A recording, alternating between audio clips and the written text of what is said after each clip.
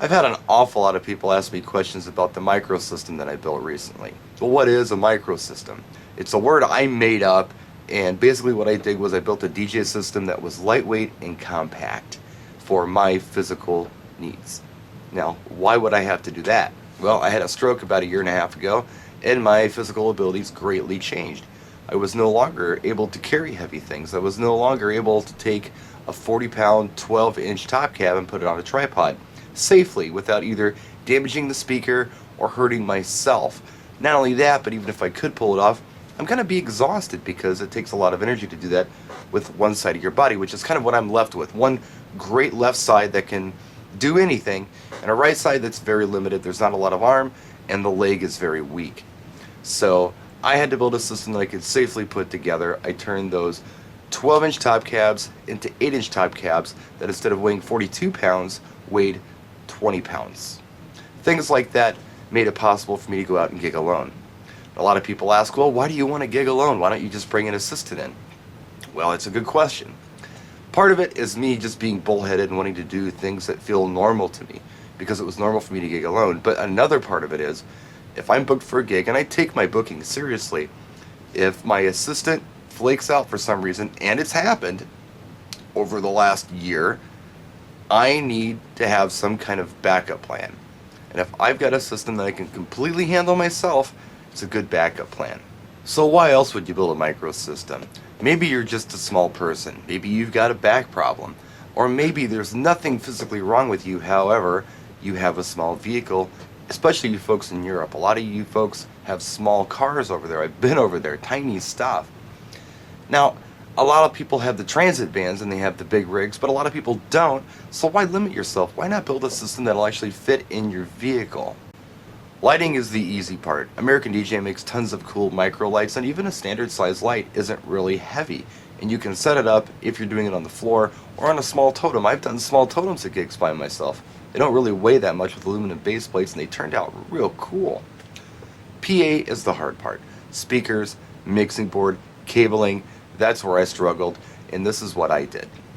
How you put together your microsystem greatly depends on what your needs are as an individual. I have physical limitations, so I have to take that into consideration. Now here's the weird part. Sometimes smaller isn't always better, so you have to make your compromises where you can. For instance, my extension cords got a lot bigger and bulkier. I could no longer go with standard extension cords you can wrap up and throw in a bag. I went with self-winders. Why? Because I can't wrap a cable anymore. I'm a one-arm guy. So it got bigger, it got heavier, however, it became easier. Here's another example of smaller isn't necessarily easier. Now, I went with a 12-inch mixer and a marathon case. There's a reason for that. I mean, I could have gone with a much smaller mixing board. They've got tiny little things out there I could have used. But this actually saved me time on setup. And let me explain. First of all, we'll open it up, and I've got some cool things that I've done. I'll show you. I went ahead and I put this little grommet on here for a microphone gooseneck because I'm no longer able to hold a microphone. And this lid sits next to the case. Here I'm working on a project for a wireless mic transmitter that's going to go on the lid of the laptop stand. I got to get my cables, I haven't gotten them yet, to the right length, but I'll get to that.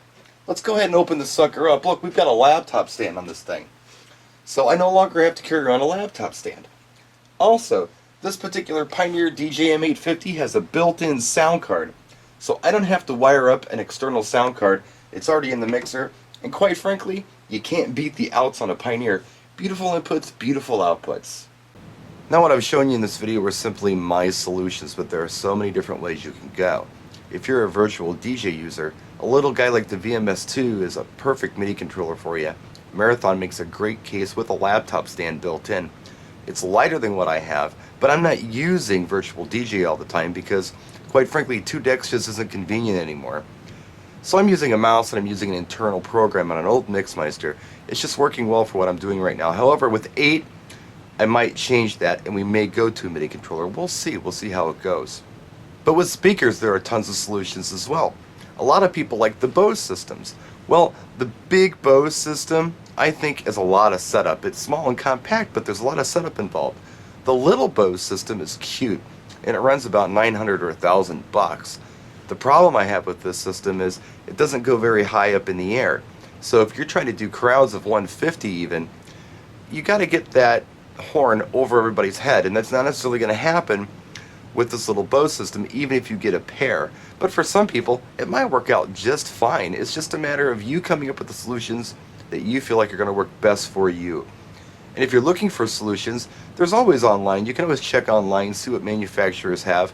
But a great way to do this is attend a DJ convention where there's an expo hall. And there's always something coming up within a couple months as far as a DJ convention goes. I know because I go to all of them. We've got the Las Vegas DJ show here in the United States. We've got BPM over in England. Mobile Beat Las Vegas comes up in February. There's always a place where you can check out new gear and talk to these manufacturers. Let them know what you need. Let them know what your limitations are. Maybe they can point you in the right direction. They're very helpful. So there's a quick video on microsystems for you. I hope it helped. If you have any questions, please let me know in the comment section. But the truth of the matter is, after a week or so, I don't always check my comments on these videos, so you might be better off hitting me up on Facebook. That's it. We may make more videos on this. This is just kind of a little taste, and I hope it helps some of you. Practice and enjoy.